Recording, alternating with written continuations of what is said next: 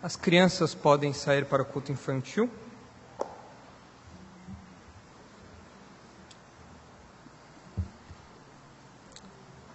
Enquanto nós estamos aqui, a congregação de Atibaia está ordenando o pastor Pedro. Ele foi aprovado no exame pastoral da semana passada e hoje então ele está sendo ordenado a pastor em Atibaia. Então os irmãos, lembrem-se de orar por ele, agora oficialmente colocado ali como pastor daquela igreja, ainda que já exercesse funções de pastor ali, mas os irmãos, lembrem-se do pastor Pedro em suas orações. Vamos orar? Senhor, obrigado porque nós estamos agora diante da sua palavra, obrigado porque nós podemos estudá-la em nosso país.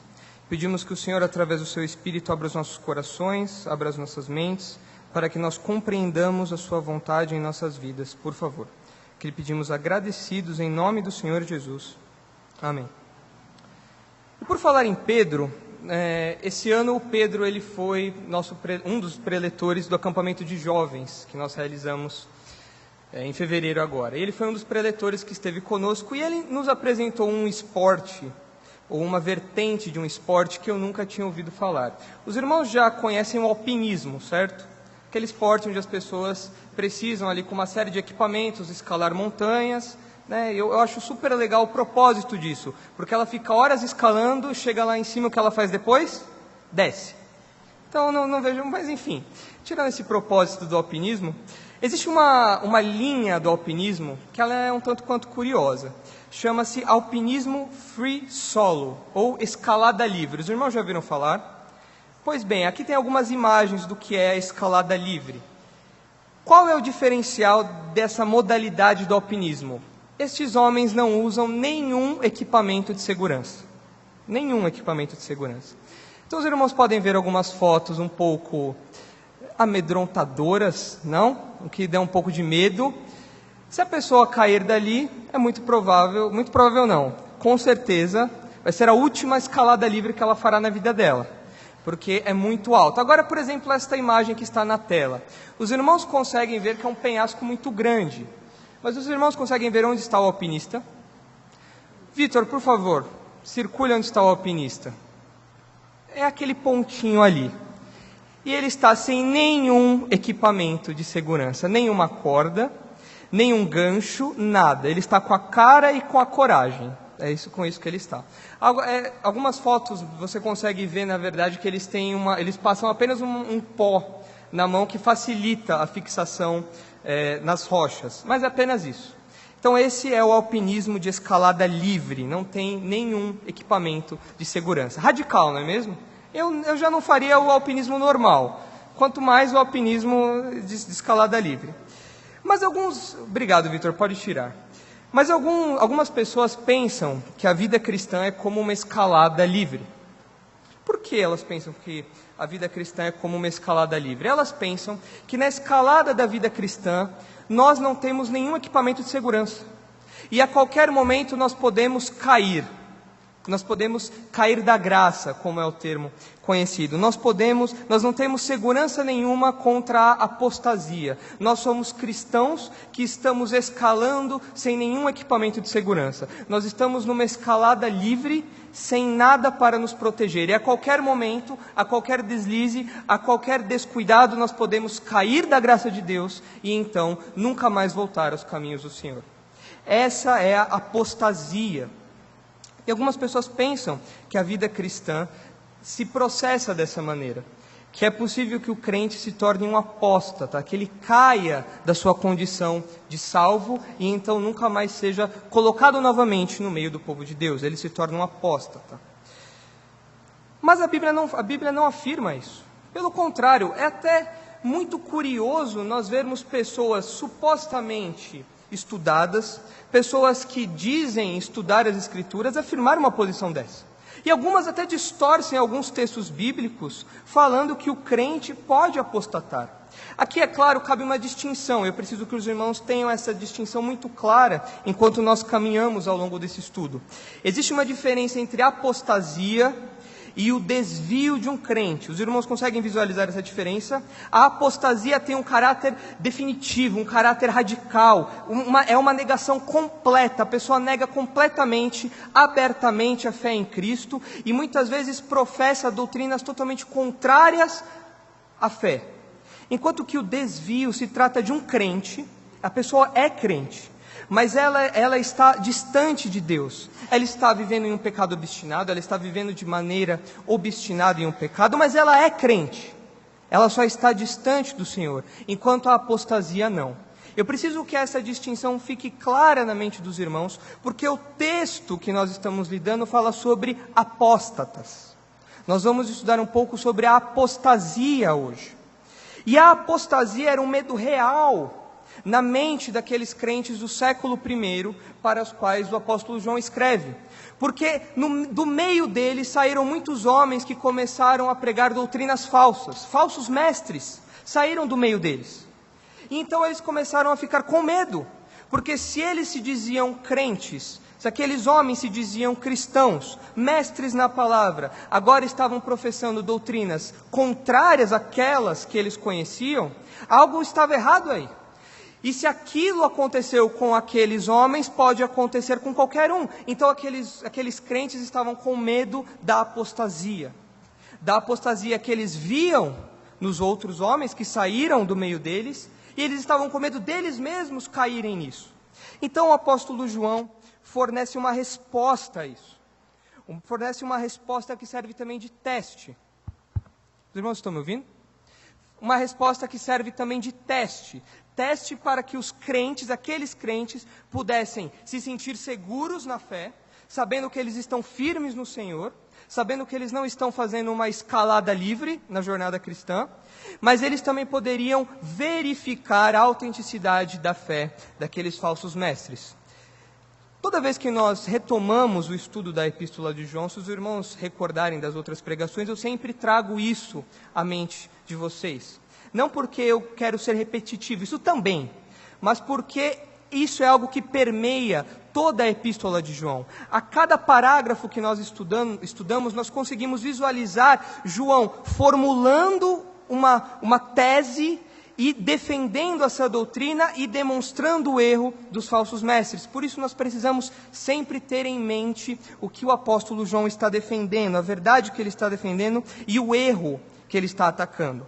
Volte seus olhos então para o verso 18 do capítulo 2, e nós vamos defender essa noite, eu vou expor para os irmãos essa noite, que o crente é protegido da apostasia pelo próprio Deus. Ok? Nós vamos ver neste conjunto de versículos que o crente é protegido da apostasia pelo próprio Deus. Então eu vou provar para os irmãos, a partir desse texto que nós estamos estudando aqui, e a partir de alguns conceitos bíblicos, que o crente não pode apostatar da fé. Provavelmente os irmãos já ouviram de muitas pessoas que o crente pode sim apostatar da fé, mas esse não é um ensino bíblico. Esse não é um ensino bíblico. O crente, ele pode se desviar, ele pode entrar em processo de disciplina bíblica, mas ser um apóstata, nos termos que o apóstolo João formula aqui, não. O crente, ele está protegido disso pelo próprio Deus. O próprio Deus protege o crente de cair em apostasia. E nós vamos ver ao longo desse texto 3 seguranças que o crente tem. Ok? Nós vamos defender então que o crente é protegido da apostasia pelo próprio Deus, e nós vamos ver 3 seguranças que o crente tem contra a apostasia. E ao longo desse estudo nós vamos reforçar muito, aliás esse tema, é impossível discorrer sobre esse tema sem nós falarmos a respeito de um dos 5 pontos do calvinismo. Os irmãos conhecem os 5 pontos do calvinismo? O 5º ponto do calvinismo é a preservação dos santos, ou os irmãos já ouviram nos termos a perseverança dos santos. Preservação ou perseverança, tanto faz, são termos ali intercambiáveis, se referem à mesma doutrina. Mas eu prefiro usar o termo preservação, porque o pastor Thomas, nos debates que ele tem ido no Vejam Só, ele tem usado esse termo, preservação, porque denota melhor a ideia de que é Deus quem preserva o crente até completar a obra de salvação na nossa redenção futura, na nossa glorificação, na nossa vida eterna com Deus. Então, ao longo desse estudo, nós caminharemos muito pela doutrina da preservação dos crentes, ou a preservação dos santos. E nós vamos ver isso através dessas 3 seguranças que o apóstolo João enuncia para nós. E a primeira segurança está nos versos 18 a 19. E a primeira segurança é a preservação no povo de Deus. O crente, ele é preservado no povo de Deus. Vejam o que diz o verso 18 e 19. Filhinhos, esta é a última hora.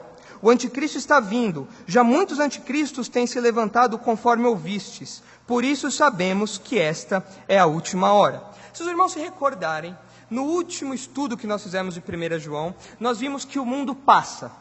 Nós vimos que o mundo é inseguro, o mundo não é um lugar que nós podemos colocar a nossa confiança, porque ele passa. Vejam o que diz o verso 17. Ora, o mundo passa.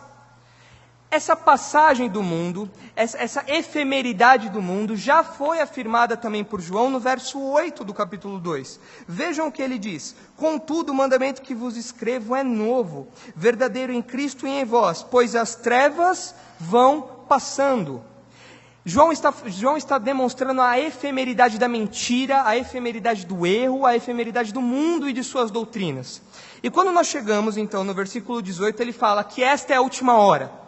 João abre mão aqui, João lança a mão aqui de um termo de urgência. João está mostrando a iminência da volta de Cristo. Por quê? Esta expressão, última hora ou últimos tempos, é uma expressão usada no Novo Testamento para se referir ao período que fica entre a primeira vinda de Cristo, a encarnação de Cristo, a morte e a ressurreição de Cristo, depois da sua ascensão. Então, é o período de tempo que fica entre esta primeira vinda de Jesus e a sua segunda vinda no futuro, que nós aguardamos. Então, este período de tempo, este momento histórico, é chamado de últimos dias. Este momento. E por isso João fala, já é a última hora. Estamos na última hora. Os próximos eventos escatológicos, que nós já vimos aqui com o pastor Marcos, quando estudamos o sermão profético de Mateus 24, eles demonstram como eles estão próximos, são os próximos temas, os próximos tópicos da agenda de Deus. Nós podemos inferir que estamos na última hora. Por isso o apóstolo João diz, estamos na última hora. Então tem um tom de urgência aqui. Se nós estivéssemos num filme, seria aquele momento em que a música começa a crescer, começa a ter volume. E a qualquer momento vai acontecer a catarse do filme, o clímax do filme. A qualquer momento a música está crescendo. Ela já começou a crescer quando Jesus veio. Quando Jesus morreu pelos nossos pecados, ressuscitou e foi levado aos céus, a música começou a tocar e a crescer, e a música não para de crescer. E isso marca a última hora. Portanto, é um tom de urgência, é iminente que isso vai acontecer. Mas quando nós olhamos para a segunda parte do verso 18, nós entendemos, nós podemos visualizar os sinais, alguns sinais que marcam, que mostram essa vinda iminente de Jesus, essa segunda vinda iminente de Jesus, que mostra que estamos na última hora. Vejam o que diz a segunda parte. O anticristo está vindo. A vinda do anticristo era um dos sinais que marcariam, um dos sinais que marcará estes últimos dias.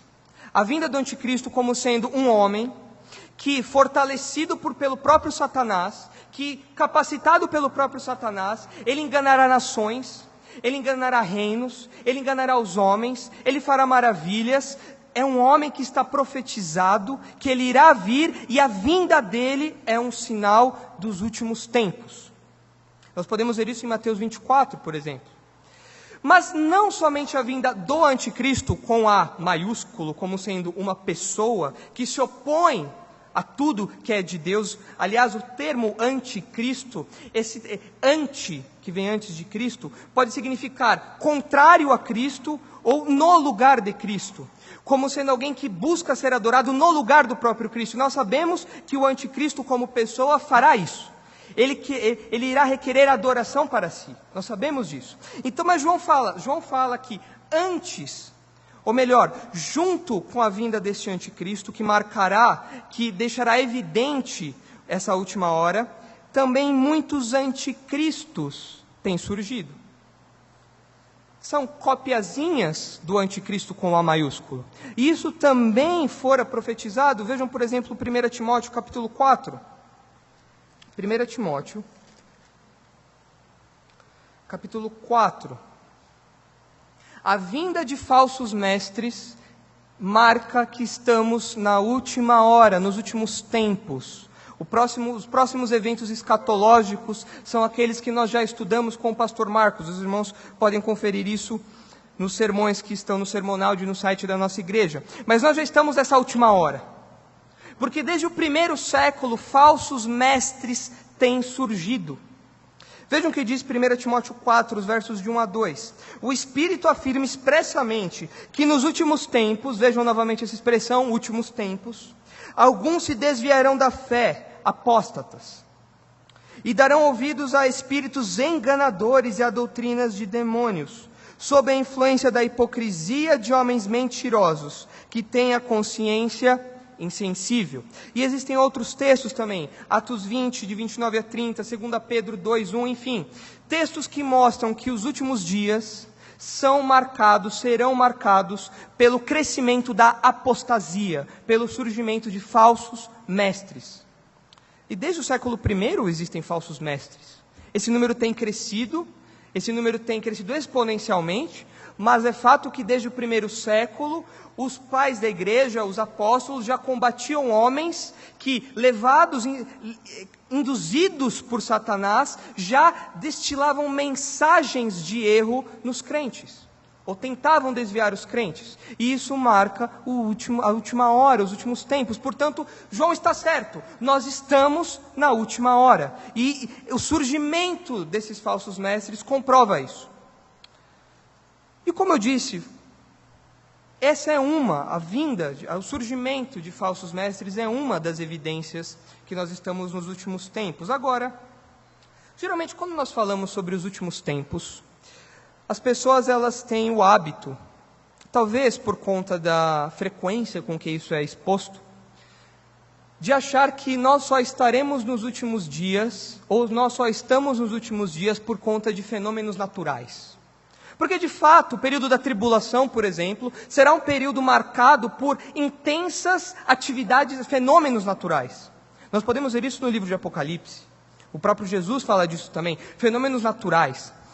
E, recentemente, um conhecido meu, ele me procurou todo afobado. Nicolas, eu preciso te contar uma coisa, eu preciso te contar algo. E eu disse, mas o que aconteceu? Jesus está voltando. Ok, isso eu já sabia. Agora, me conte aí a novidade. Não, porque vai acontecer um eclipse. E os estudiosos estão chamando esse eclipse de lua de sangue. Poxa. E como você sabe que essa é a marca de que Jesus está voltando? Porque Apocalipse 6:12 diz: o sol ficou escuro como tecido de crina negra, e toda a lua tornou-se vermelha como sangue. Vê? Jesus está voltando. O eclipse lunar mostra isso. Ou outras tentativas também, né? As pessoas tentam descobrir a todo custo o que é o 666, não é mesmo? Há um tempo atrás, eu vi um documentário, foi uma grande perda de tempo ter assistido aquele documentário, mas que falava que algumas pessoas dos primeiros séculos achavam que o imperador Nero era o anticristo. E eles faziam muitas contas cabalísticas para chegar no número 666. E alguns dizem que até o George Bush era o anticristo. E eles conseguiam fazer contas lá, pegava o G, pegava o E, pegava o B do sobrenome e transpunha e fazia uma subtração, sobe, desce, corta, divide, 666. Alguns dizem que é a Dilma. O problema é que então estamos bem, o Brasil está bem, ele está pedindo pelo impeachment do anticristo. Então estamos muito bem. Mas o fato é que ninguém desses é o anticristo. Porque a Bíblia ela traça uma ordem cronológica a respeito do arrebatamento da igreja, da vinda, da revelação do filho da perdição, da revelação do anticristo. E até onde eu sei, todos nós somos crentes, ainda estamos aqui, e o anticristo não apareceu ainda. E pior é quando tentam biblicalizar textos de Nostradamus, né? A 1000 chegarão, 2000 não passarão, e fala que aquilo está escrito na Bíblia. Aonde está escrito? Está lá perto dos profetas lá. Como se o tomo dos profetas fosse um bolinho pequeno de textos, né? Mas enfim, são tentativas e tentativas, desde esses fenômenos que não tem nada de místicos. O fenômeno da lua de sangue já aconteceu outras vezes na história, não tem nada de profético nisso. Essa ideia de tentar descobrir quem é a besta, enfim, ou a ideia do sinal da besta. Todo mundo terá um documento agora no mundo inteiro. O seu passaporte, cuidado, o seu passaporte pode ser o chip. É uma tremenda de uma besteira. As pessoas, elas perdem o foco, porque o que marca para nós que estamos na última hora não são essas coisas, é o surgimento dos falsos mestres. Nós vemos falsos mestres por aí, e é isso que marca que estamos na última hora. É isso que marca os últimos tempos nos quais estamos vivendo. Nós não precisamos de lua de sangue, nós não precisamos de nada disso. Nós precisamos olhar para da porta para fora e ver milhares, milhões de falsos mestres pregando doutrinas erradas por aí. E esses falsos mestres, no tempo de João, saíram do meio deles. Vejam o que João diz, volte para 1 João. João, ele continua falando que o surgimento dos anticristos é uma das marcas dos últimos dias. Ele fala que muitos têm se levantado conforme ouvistes. Esta verdade já estava contida na pregação apostólica. Os apóstolos já transmitiam isso para os crentes. Então aqueles crentes sabiam que a proliferação de falsos mestres era uma evidência disso. Por isso sabemos que esta é a última hora. Ok, concluímos essa ideia. João prossegue. Eles saíram dentre nós, mas não eram dos nossos. Aqueles homens se diziam crentes. Aqueles homens conviviam na igreja. Eles tinham o mesmo linguajar, eles tinham os mesmos costumes, eles tinham as mesmas amizades. Depois do culto eles tomavam café juntos. Eles estavam ali, todo domingo ali eles estavam juntos. Toda ceia eles tomavam juntos, compartilhando. Eles estavam todos ali como igreja, mas alguns homens saíram do meio da igreja. Saíram. E se tornaram falsos mestres. E eles começaram a pregar doutrinas completamente diferentes. Eles estavam perto de todos, no sentido de estarem no mesmo lugar, mas estavam ao mesmo tempo longe, doutrinariamente falando. Eles estavam longe espiritualmente falando, porque eles não eram crentes. Hoje existe um perigo muito grande. Na verdade, isso é um perigo histórico, que a igreja sempre precisa tomar muito cuidado. Estes homens, João fala que eles não eram dos nossos. O que quer dizer que eles são incompatíveis conosco. Eles não têm nada em comum conosco. E é comum nós vermos hoje em igrejas, um hábito comum, as igrejas abrangerem tanto, abrirem tanto o seu leque de identidade cristã, para que os falsos mestres fiquem ali. Afinal de contas, muitas igrejas avaliam o sucesso da sua pregação por meio de bancos, número de pessoas nos bancos. E para encher os bancos, para que eles possam encher estádios inteiros, eles falam que qualquer um pode ser um crente. Não, você crê nisso? Não tem problema, todos adoramos o mesmo Deus, fique conosco. E assim, pouco a pouco, a igreja do Deus verdadeiro mina, é destruída nessas igrejas locais. As igrejas, elas tentam muitas vezes se adaptar ao perfil de apóstatas. Não vai embora, nós vamos mudar isso aqui no culto, para que você possa ficar aqui. E aquela doutrina que aquela pessoa está falando, ela é nitidamente herética. Mas muitas igrejas se curvam diante dos apóstatas, porque não querem perder número de pessoas nos bancos.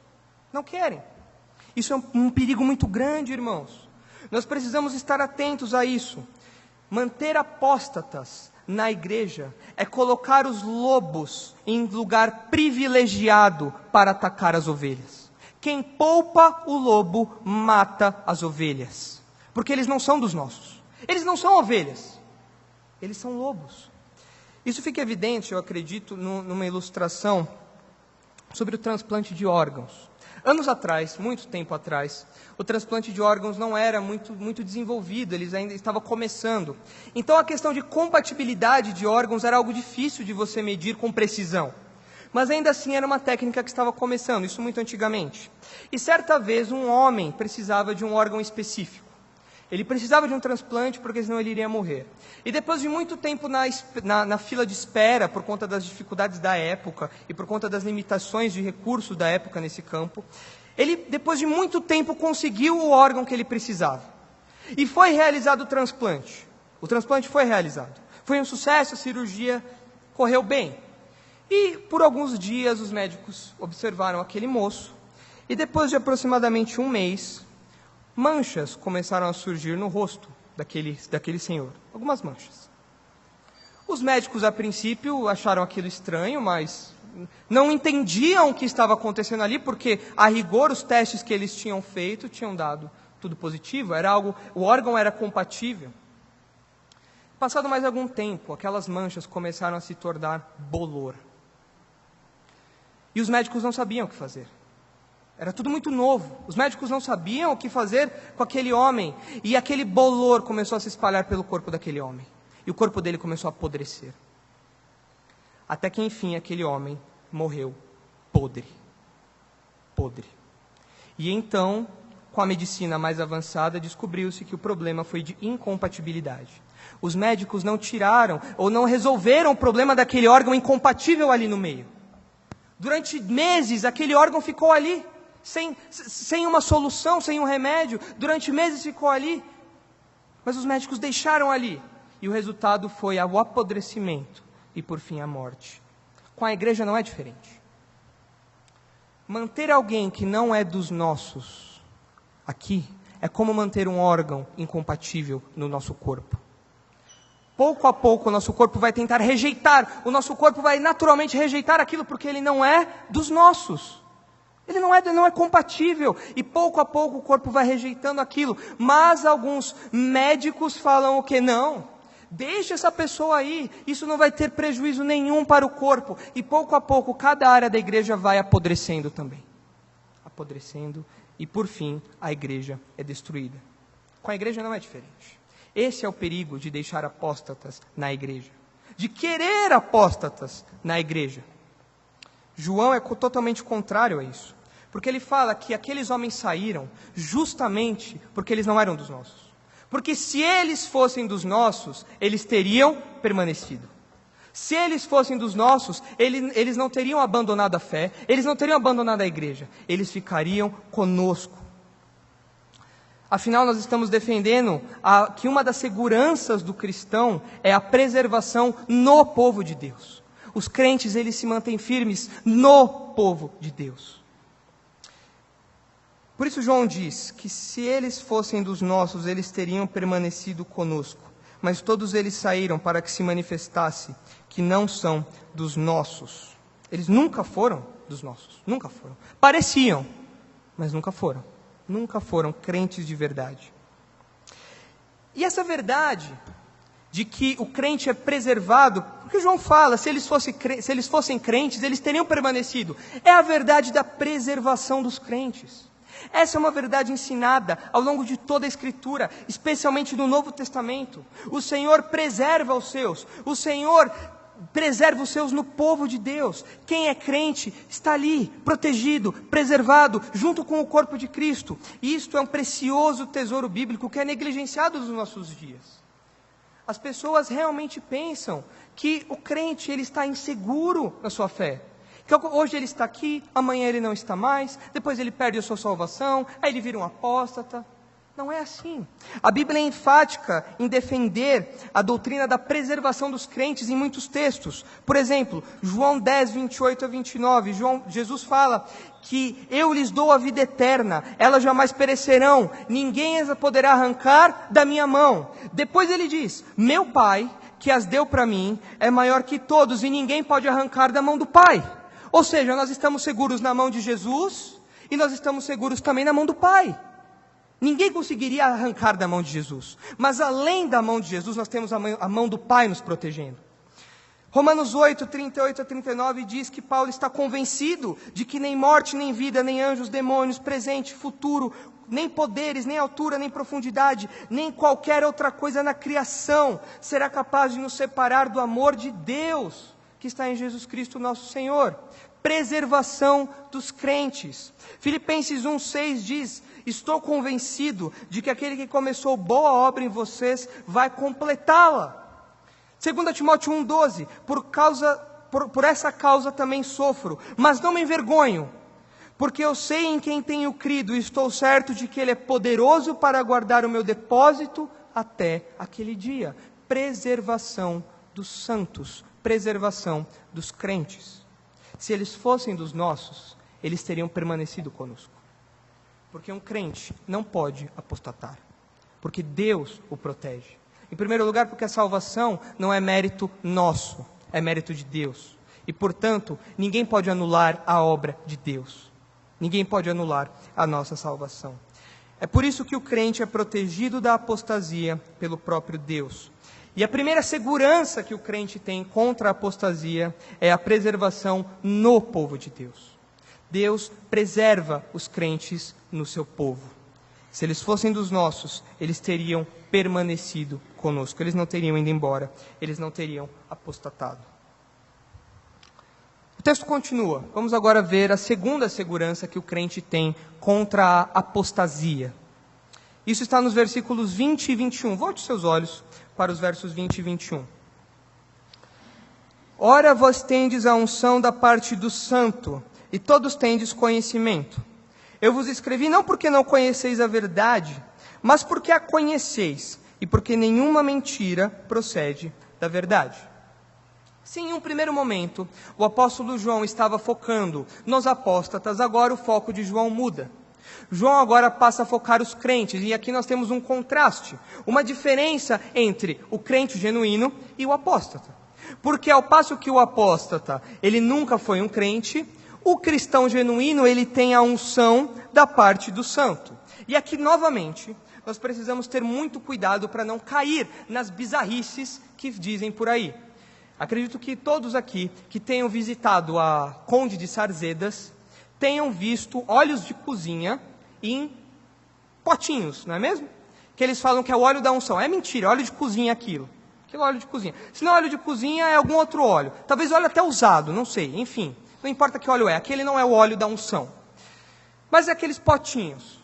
Eu acredito que os irmãos já tenham visto isso. E quando alguém se encontra com um texto desse, vocês têm a unção do santo, nossa, é aí, isso fica na entrada da loja ali, ó. Compre o óleo da unção e tenha a unção do santo.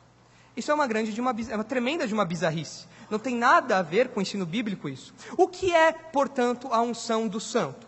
Vamos começar de trás para frente, ok? A unção é do santo. Não é santo, não é nenhum santo católico, tá? Não é São Pedro, não é Santo Antônio, não é nenhum desses santos. Quem é o santo aqui? O santo, esse título, santo, se refere a Jesus, é um título usado para Jesus. Diversos momentos do Novo Testamento nós vemos Jesus como sendo o santo. Nós podemos ver isso, por exemplo, em Lucas 4:34, João 6:69 e Atos 3:14. Aliás, um parênteses aqui. Os irmãos estão percebendo que eu estou citando muitos textos bíblicos, e geralmente eu não faço isso. Geralmente eu cito um só, e nós trabalhamos nele. Por que eu estou citando tantos textos? Porque a doutrina que nós estamos estudando hoje, ela é muito atacada. Então os irmãos precisam ter em mente que existem vários textos que comprovam isso, que comprovam essa doutrina que nós estamos defendendo, que não se trata de um texto isolado. Então os irmãos, quem geralmente costuma anotar os sermões, anote esses versículos ou confira depois no sermonáudio, nos vídeos do nosso site. Mas enfim, fechamos o parênteses. A unção, santo é um título que se refere a Jesus, ok? Então, quando João fala a unção do santo, ele está se referindo à unção da parte de Jesus. Ok, mas o que é a unção? Nós precisamos compreender o conceito da unção no Antigo Testamento.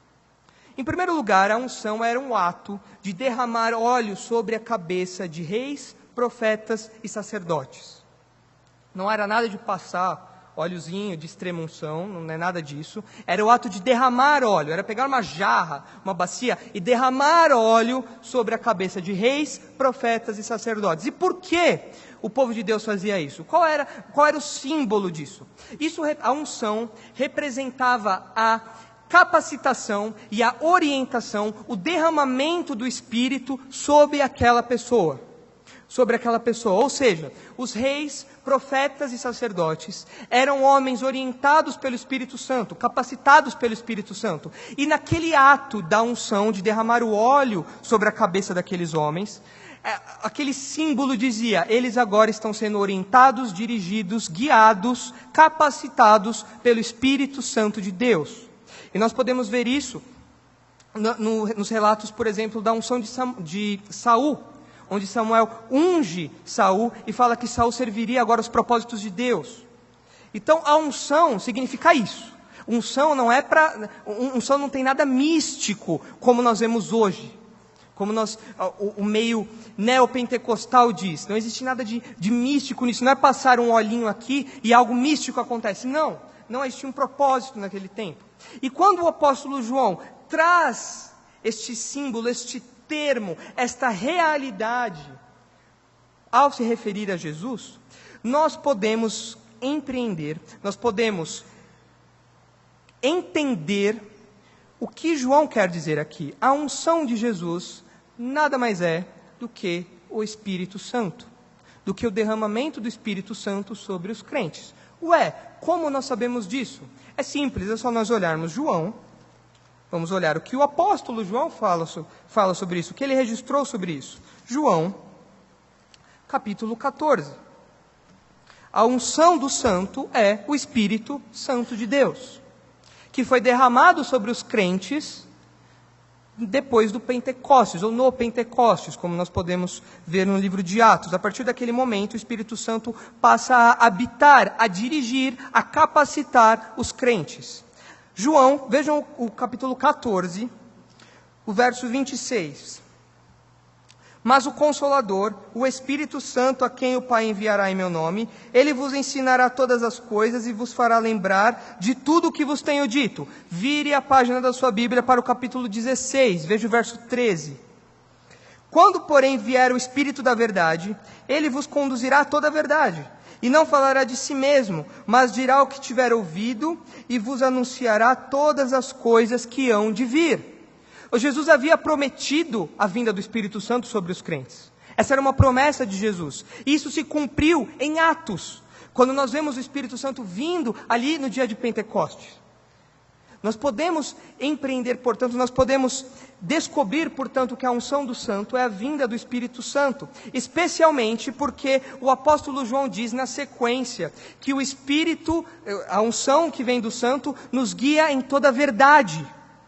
E o que o Consolador faria? Ele não guiaria a toda a verdade? Vejam o verso 16, o capítulo 16, o verso 13. Ele vos conduzirá a toda a verdade.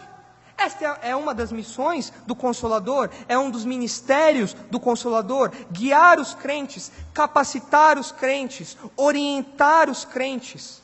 E essa, portanto, é a segunda segurança de que nós, os crentes, não podemos apostatar. E essa segurança é que nós temos a orientação do Espírito Santo. Assim como no Antigo Testamento o Espírito Santo era derramado por Deus sobre homens, reis, profetas e sacerdotes, e Deus os capacitava a exercer os seus ministérios com diligência, os orientava, transmitia suas mensagens através dos profetas, seus juízos através dos reis, da mesma maneira que isso acontecia no Antigo Testamento. Com a vinda do Consolador, nós temos isso 24 horas por dia. Todos os crentes têm a habitação do Espírito Santo, portanto, eles têm a unção de Jesus, da parte de Jesus. Essa foi a unção que Jesus nos prometeu em João capítulos 14 e 16. Isso mostra que nós estamos preservados da apostasia também. Porque a habitação do Espírito Santo, a vinda do Espírito Santo sobre os crentes, é a prova, é um testemunho interno de que nós somos filhos de Deus. É o nosso selo. Abram lá em 2 Coríntios, capítulo 1. Vamos entender um pouco melhor essa figura do selo. E vamos entender por que a habitação do Espírito Santo demonstra que nós não podemos apostatar. 2 Coríntios, capítulo 1, os versos 21 e 22.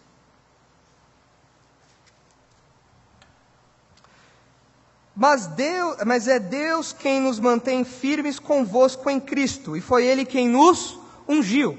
Agora imagino que, se houvesse alguma dúvida quanto ao que é a unção, nesse sentido, aqui no Novo Testamento, os irmãos agora já entenderam, porque o apóstolo Paulo fala, mas é Deus quem nos mantém firmes convosco em Cristo, e foi Ele quem nos ungiu.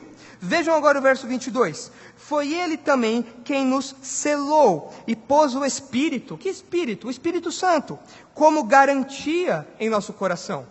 O Espírito é o selo. O que é o selo? Dizer que o Espírito Santo é um selo, essa figura é uma figura comercial. Basicamente, ela significa que foi dada uma parcela de pagamento como garantia de que o pagamento futuro será concretizado. E de que o dono daquele objeto, o dono daquele produto que tem o selo, ele voltará e tomará para si o objeto selado. Então, quando o apóstolo Paulo diz que nós temos o selo do Espírito Santo, ele está dizendo que é certo que Jesus voltará, o nosso Senhor, o nosso dono, voltará e nos levará consigo. É certo isso, o pagamento já foi realizado, nós estamos selados pelo Espírito Santo. E essa é uma garantia que nós temos de que viveremos eternamente com Deus. Que nós não teremos surpresas de apostasia, os crentes não terão surpresas de apostasia no meio do caminho.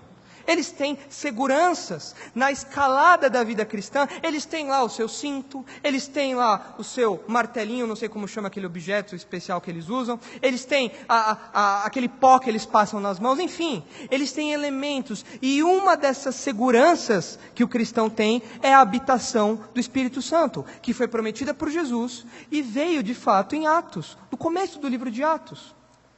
Por isso, nós sabemos que o crente verdadeiro não pode se tornar um apóstata. Voltem para João.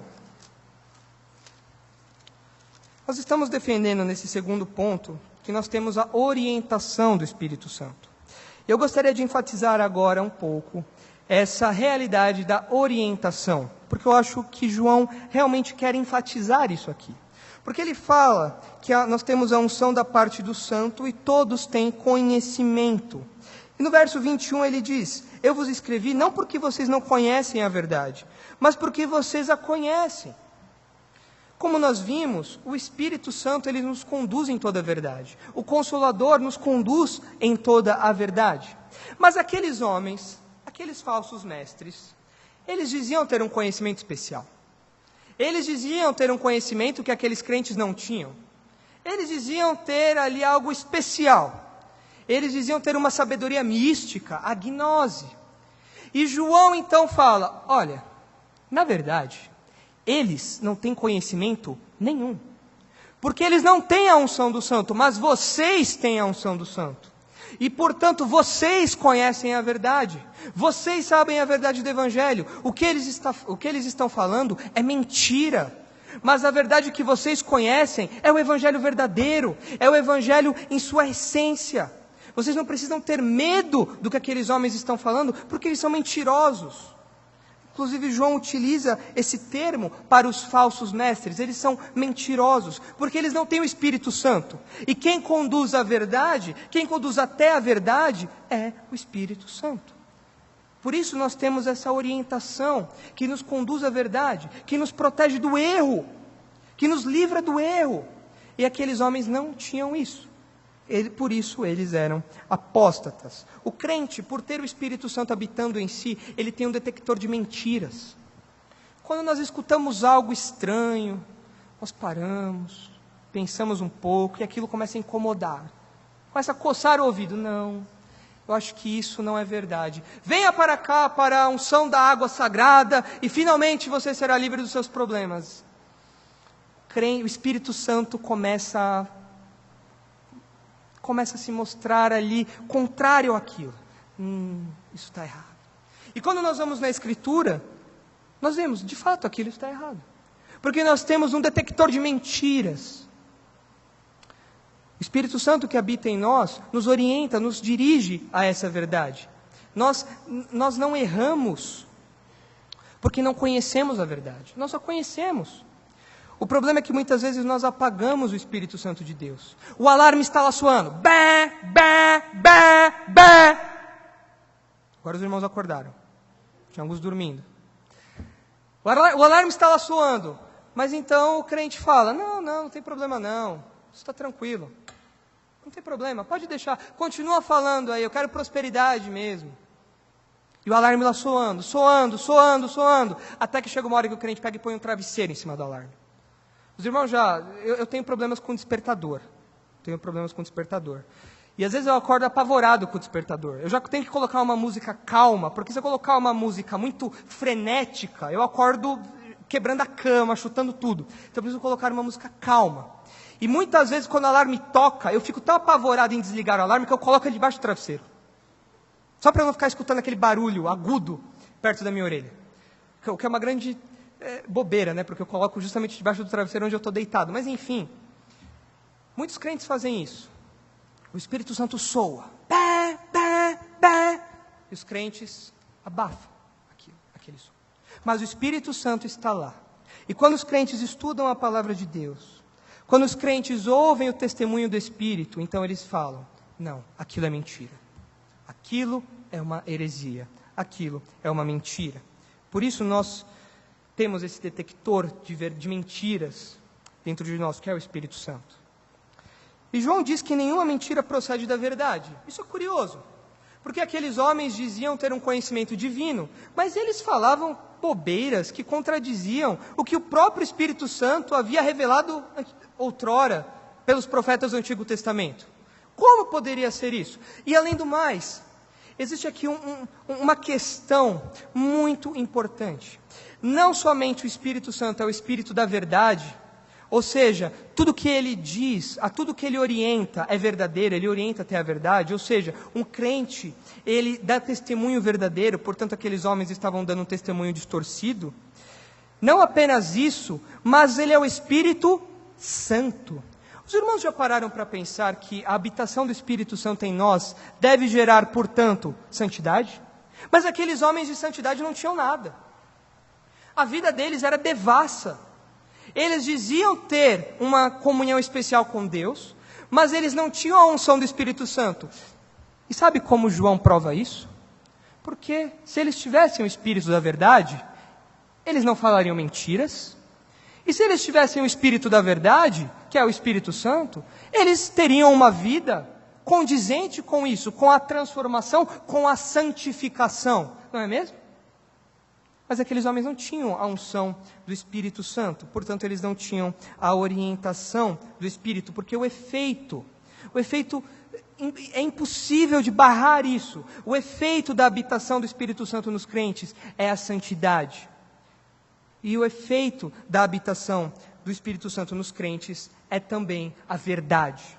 Portanto, é impossível alguém que se diz crente blasfemar contra Jesus, ou falar mentiras sobre Jesus, ou ensinar doutrinas que contradizem as Escrituras, porque foi o próprio Espírito que inspirou, que moveu os homens a registrar a Escritura. Por isso João diz, nenhuma mentira procede da verdade. E por isso vocês têm a unção do Santo.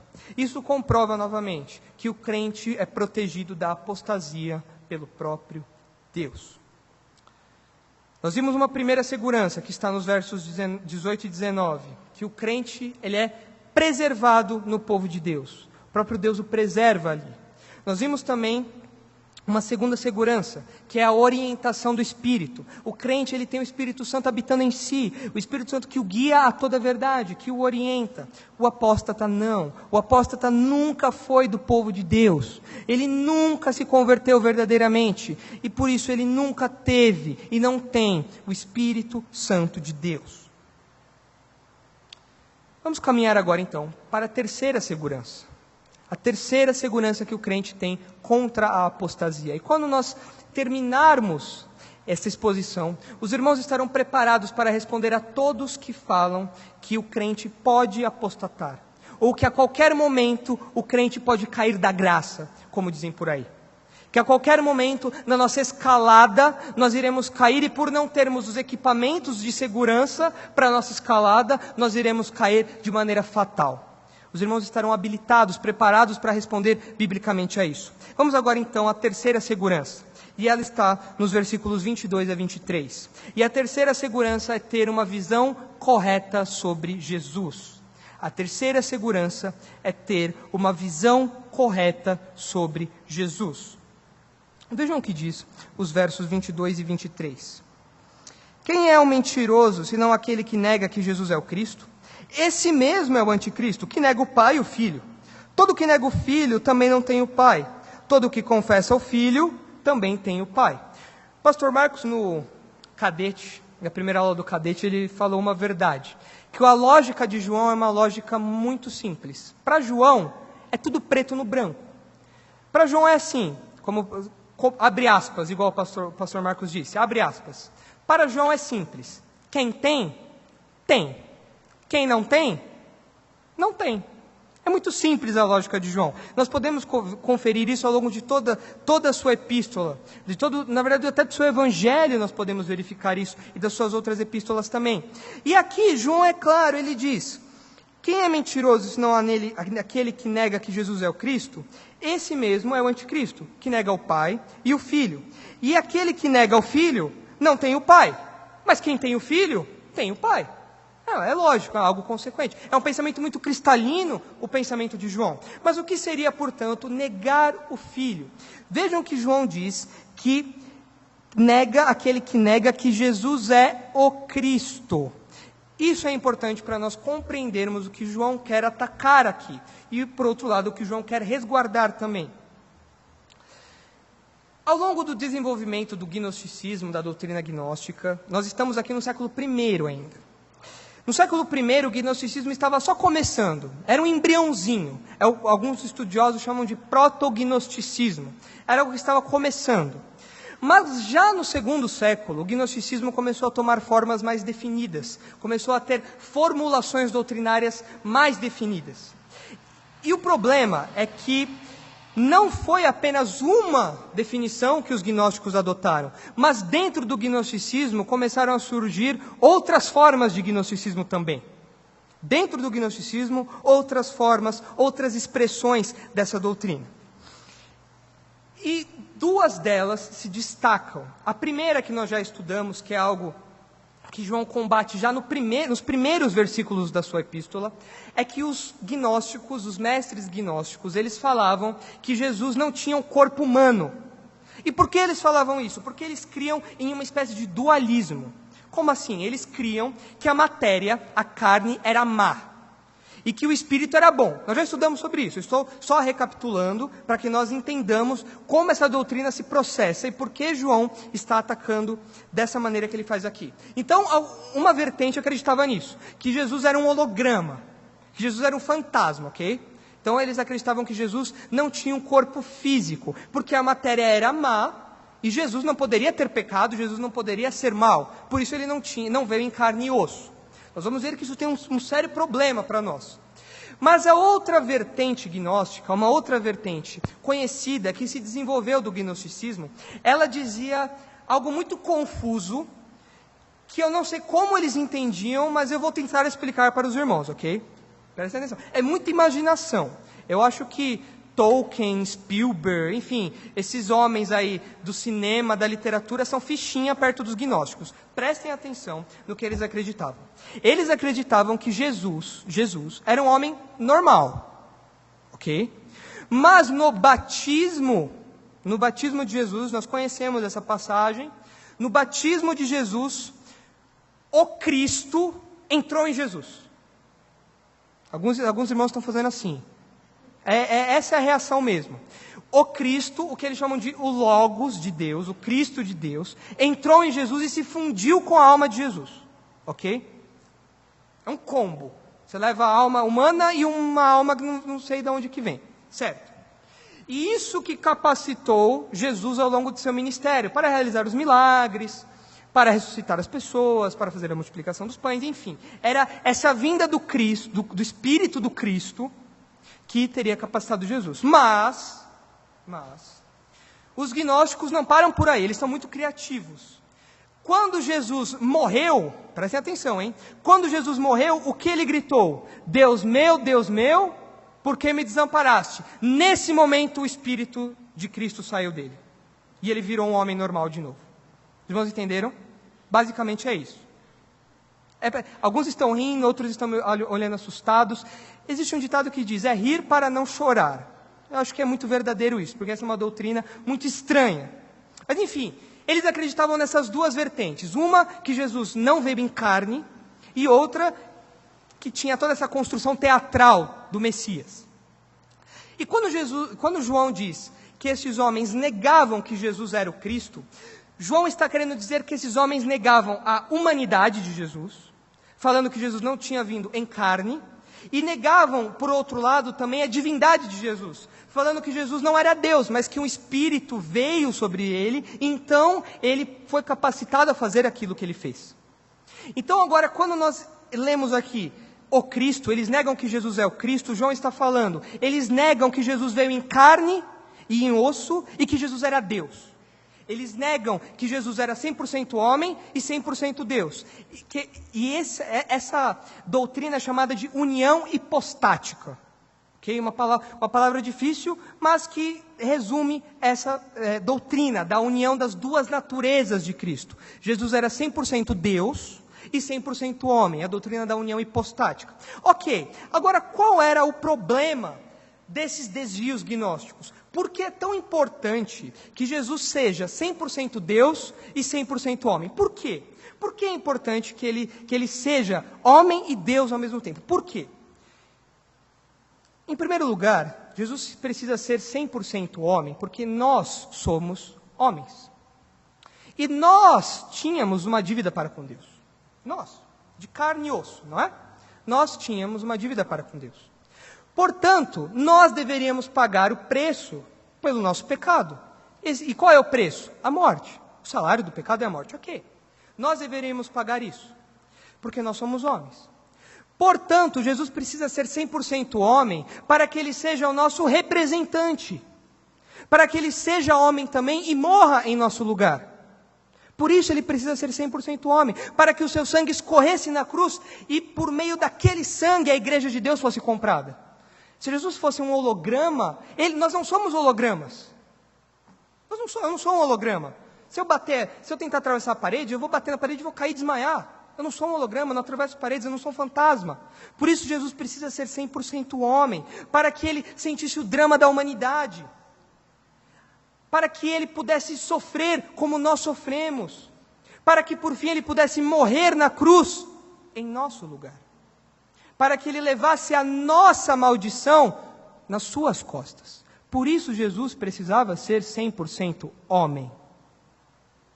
Mas Jesus também precisa ser 100% Deus. Por quê?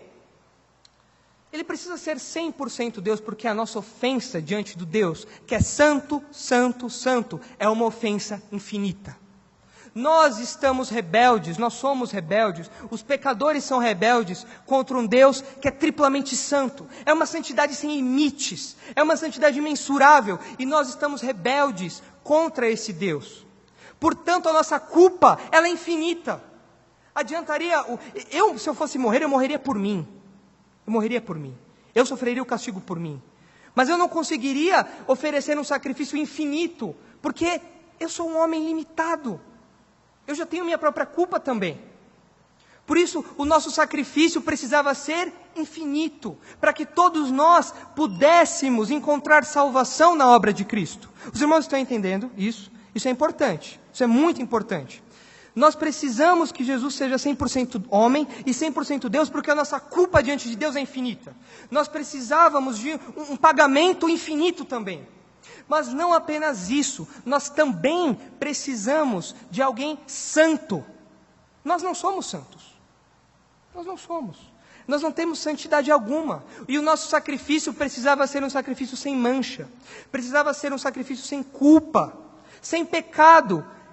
E apenas o Filho de Deus, o próprio Deus, poderia atender a esse requisito de Deus. Por isso, nós lemos em João 3,16 que Deus enviou seu Filho ao mundo, para que morresse pelos nossos pecados, sendo 100% Deus e 100% homem. Por isso, a união hipostática, ela é tão importante, e por isso o apóstolo João fala, aqueles homens estão mentindo, e a mentira deles custará a alma deles. Porque eles não creem que Jesus é o Cristo, que veio em carne e osso e era Deus, e é Deus. Hoje em dia as pessoas tentam reduzir Jesus apenas a um nível humano. Eu sempre reforço isso porque isso parece estar crescendo. As pessoas olham para Jesus e o veem como um grande mestre, o veem como um grande profeta. Falam que Jesus está ali com Gandhi, está ali com Maomé. Falam que Jesus foi um grande empresário, não sei de onde, mas enfim. Falam que Jesus foi um grande psicólogo, como se Jesus tivesse um divã no seu dia a dia. Enfim.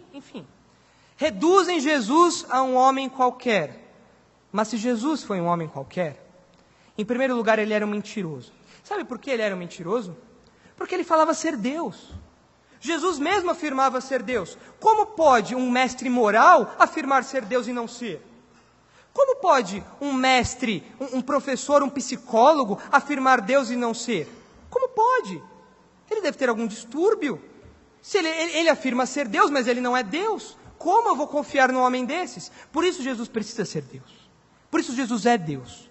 C.S. Lewis, ele destaca muito bem que nós temos apenas duas possibilidades para Jesus.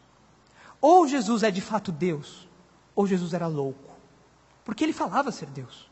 Ou ele era de fato Deus, ou ele era louco. E se ele era louco, nós estamos aqui à toa. Porque a nossa dívida ainda não foi paga. Se Jesus não era Deus, a nossa dívida ainda está aberta para com Deus. Nós estamos aqui à toa. Mas não, Jesus é 100% Deus. Além disso, o fato de Jesus ser 100% homem, também significa que ele sofreu o nosso drama. Quando nós nos aproximamos dele em oração, ele nos ouve. Mas ele não apenas nos ouve como alguém que olha o drama humano de longe. Ele viveu o drama humano. Jesus chorou. Jesus teve fome. Jesus, por ser carpinteiro, muito provavelmente sentiu dor também. Aquelas lascas, aquelas farpas nos seus dedos. Jesus sentiu raiva também. Mas em tudo isso ele não pecou, porque ele era Deus. Porque ele é Deus. E quando nós nos aproximamos dele agora, nós temos um representante que sabe o que é sofrer. Um homem que sabe as nossas dificuldades, as nossas lutas. Jesus foi tentado também. Por isso, quando você ora, Senhor, me livre dessa tentação, Jesus sabe o que é ser tentado. Porque ele foi tentado também. Por isso, Jesus precisa ser 100% Deus e 100% homem. E essa é a segurança que nós temos, que nós não podemos apostatar. Que o crente verdadeiro não pode ser um apóstata, porque nós temos uma visão correta sobre quem é Jesus. E João termina dizendo, no verso 23, que todo que nega o Filho também não tem o Pai. Por que aquele que nega o Filho não tem o Pai? Porque quem enviou o Filho foi o Pai. Quem deu testemunho do Filho foi o Pai. No batismo de Jesus, qual foi a voz que veio dos céus? Foi a voz do Pai. Quem nega a divindade do Filho, nega que o Pai o enviou. Por isso, quem não tem o Filho não pode ter o Pai também. É impossível isso acontecer. Porque foi o próprio Deus Pai que enviou Jesus, que confirmou Jesus em seu ministério. Por isso, João diz, aquele que não tem o Filho, não tem o Pai. Aliás, é apenas por meio de Jesus que nós temos acesso ao Pai. Eu sou o caminho, a verdade e a vida. Ninguém vem ao Pai, senão por mim. Se eu nego o caminho, eu jamais chegarei até o Pai. Se eu não entro na estrada, no caminho, eu jamais chegarei até o Pai. Por isso, se eu rejeito o Filho, automaticamente eu estou tornando o Pai um mentiroso e estou negando o que ele diz a respeito do Filho. Por isso João diz que aqueles homens apostataram, porque eles não tinham uma visão correta sobre quem era Jesus. Isso comprova a nossa mensagem central, não é verdade? Isso comprova que o crente é protegido da apostasia pelo próprio Deus. O próprio Deus o protege. E nós estudamos 3 seguranças que o crente tem contra a apostasia. A primeira é que o crente ele é preservado no povo de Deus. Ele é preservado no povo de Deus. A segunda é que o crente é orientado pelo Espírito Santo. Ele tem o Espírito Santo habitando em si. E a terceira segurança que nós temos contra a apostasia é uma visão correta sobre quem é Jesus.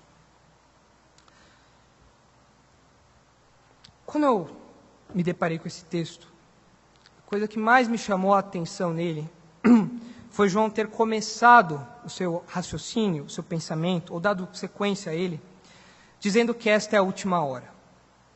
Aliás, o sermão, a princípio, ia ser sobre a última hora. Porque isso me chamou muito a atenção. Demais. Isso me chamou muito a atenção.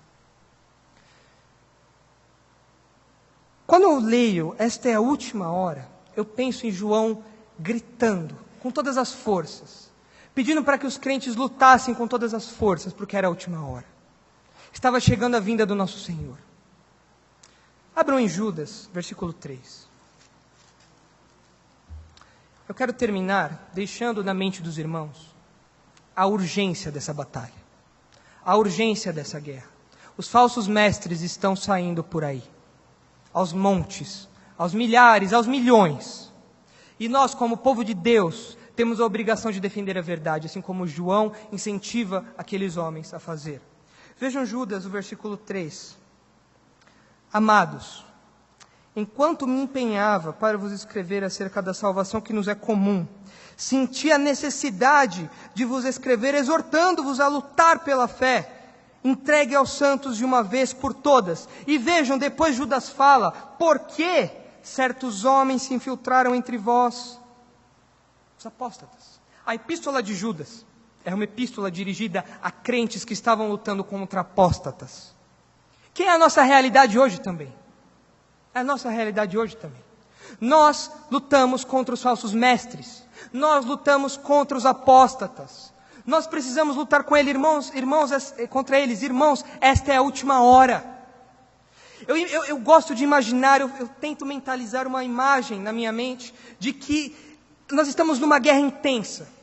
Por todos os lados nós temos tiros, bombas, mísseis sendo lançados, enfim, fumaças, explosões, e nós como povo de Deus estamos avançando. Mas o nosso inimigo também está avançando. Os falsos mestres estão avançando. Muitos entram infiltrados na igreja, disfarçados, colocam ali a sua roupagem cristã, vestem-se com linguajar, o evangeliquez. Muitos entram ali com algo que é socialmente bonito, que é socialmente aceitável, e assim as barricadas do nosso inimigo vão se aproximando de nós. E nós, como povo de Deus, estamos em guerra. É urgente, estamos na última hora. O confronto está no seu ápice. Nós estamos em guerra. Nós estamos em um momento histórico da humanidade, da história da salvação. Logo o nosso Senhor vai abrir os céus e finalmente vai pegar o seu exército pela mão e levar para junto de si. O combate vai acabar, mas nós ainda estamos na última hora. Nós precisamos lutar nessa última hora. Nós precisamos ficar firmes em nossos trabalhos, nós precisamos lutar contra a mentira. Nas nossas escolas, nós precisamos lutar contra a mentira firmes, porque essa é a última hora. Nós aguardamos o momento em que o Senhor voltará e tomará a sua igreja, mas nós ainda estamos no campo de batalha. Nós temos o selo do Espírito em nós e sabemos que Jesus voltará para tomar o seu exército. Nós sabemos disso, mas muitas vezes nós nos acovardamos atrás das trincheiras, quando nós deveríamos empunhar a palavra de Deus, e orientados pelo Espírito Santo, certos da nossa fé, tendo uma visão correta sobre quem é Jesus, nós precisamos avançar, defendendo a verdade. Alguém já disse que a melhor defesa é o ataque, não é mesmo? Pois bem, ataquemos então os falsos mestres, ataquemos a mentira, porque só assim nós resistiremos firmes nessa última hora, até que o nosso Senhor volte. Vamos orar. Senhor, capacita-nos, por favor, nessa última hora. O combate é difícil, mas é assim com todo o povo, com todo o seu povo, Pai. Desde quando João escreveu esta epístola, o combate aos falsos mestres traz dor a nós, porque muitas vezes eles saem do nosso meio, mas eles nunca foram dos nossos, Pai. Senhor, por favor, capacita-nos com o seu Espírito que habita em nós, para que nós possamos combater a mentira, para que nós possamos combater o erro e que nós possamos avançar as fronteiras do reino de Deus, Pai, nesse mundo que está passando, porque nós já estamos na última hora, e em breve, Senhor, nós oramos para que seja logo, Pai, o Senhor, Jesus Cristo, vai rasgar os céus e levar a sua igreja, Pai, então nós estaremos sãos e salvos desse campo de batalha. Mas enquanto estamos aqui, Senhor, por favor, capacita-nos. Aliás, o Senhor tem nos capacitado. Pai, que as dúvidas a respeito da nossa salvação, que as dúvidas, os temores a respeito da nossa fé, sejam submetidos, Pai, totalmente à verdade bíblica, à atuação do Seu Espírito em nós, e que nós, com convicção, possamos combater esse combate que nos é proposto, olhando firmemente para o autor da nossa fé. Obrigado, Pai, porque o Senhor nos resgatou, e obrigado porque o Senhor nos mantém firmes na Tua palavra, o Senhor nos mantém firmes na Tua graça. E obrigado porque a salvação não é uma obra nossa, mas uma obra Sua em nossas vidas. Obrigado, obrigado e obrigado. É o que lhe pedimos gratos, Pai. Em nome de Jesus. Amém.